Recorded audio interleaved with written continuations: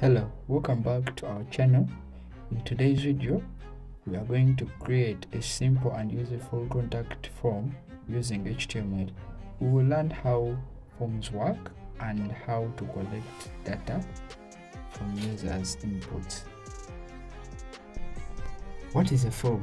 A form lets a user to enter and send data. Common forms we have sign up, login, contact us forms, and the like. Forms are built using a form tag in HTML or a form element. This is the way I would create a form. Then this is an example of a form element in HTML. A form mainly includes three things, that is, input fields, labels, and submit button. So let me create a basic form. So I'm going to open my form tag. Then inside here I'm going to add my input.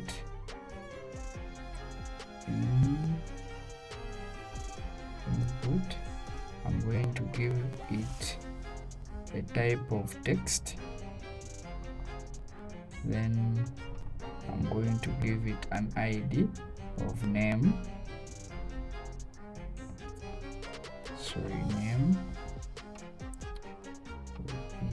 Then I close from here. I'm going to add another one like input. Then type. I'm going to set this to be password.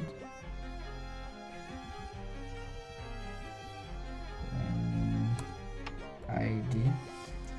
I'm going to give it an ID of password.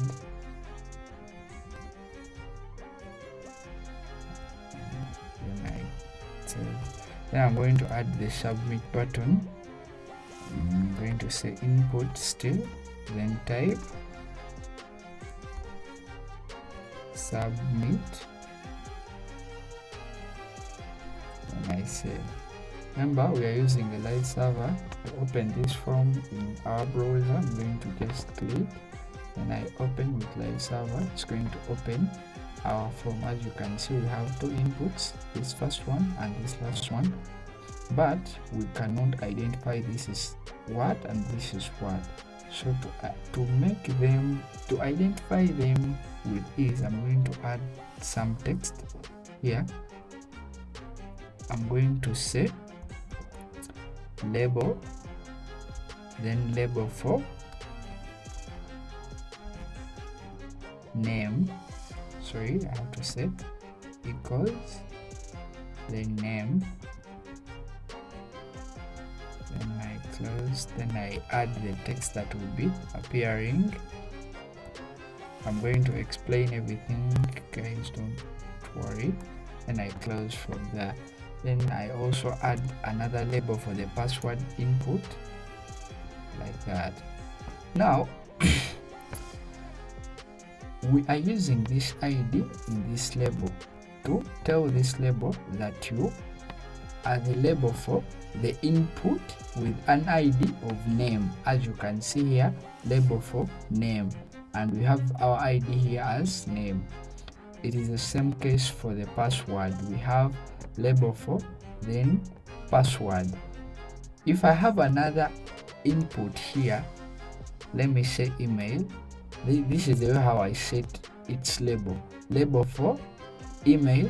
Then I have to add this ID to be equal to email. This must be similar for the label and for the input. Let me save. Open with live server. Open with live server. I'm going to open. As you can see, we have our name input, we have our password input, we have the email input, but I'm going to remove the email input because we are not looking at it now. Let me save. Now, as you can see, we have everything in one line.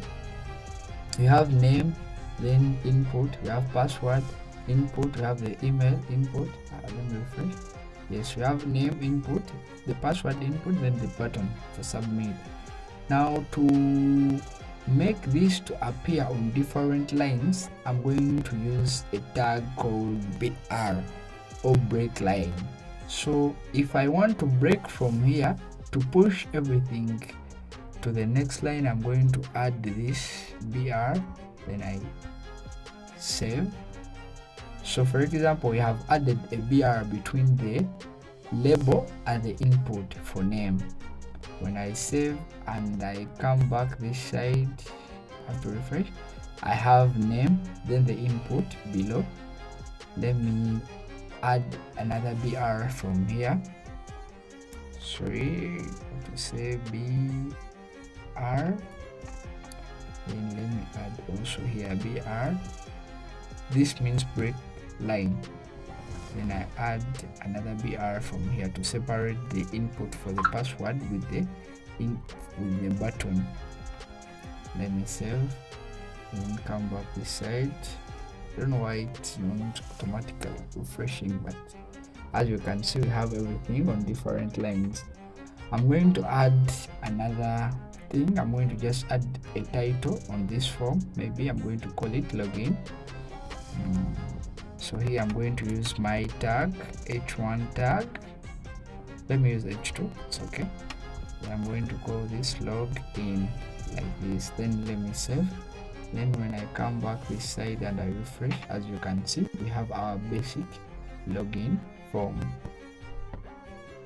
So here are some of the input types that we commonly use in HTML. We have the input type text, and this helps to capture a single line text commonly used for usernames, names, and the like. And this attribute for placeholder, it allows us to enter some text in the input. Then we have the email. This captures emails as the name says. Then the input type password, this captures password, and the characters are not displayed.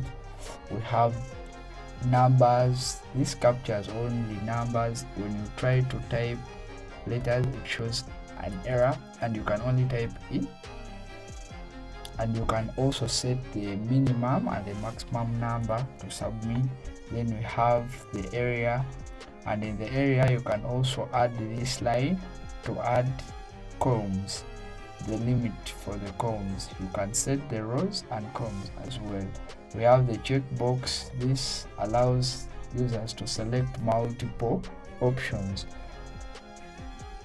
values. For example, this one, I can be having another option. I can select 2 of them. Then we have the radio buttons. In the radio buttons, they are like checkboxes, but for them you only select one among the options provided. For example, here I can select male or female, but not both. We have the submit. This submits data to the server or trigger JavaScript. So above each input, below each input, I have added the code on how it should be coded in the code editor.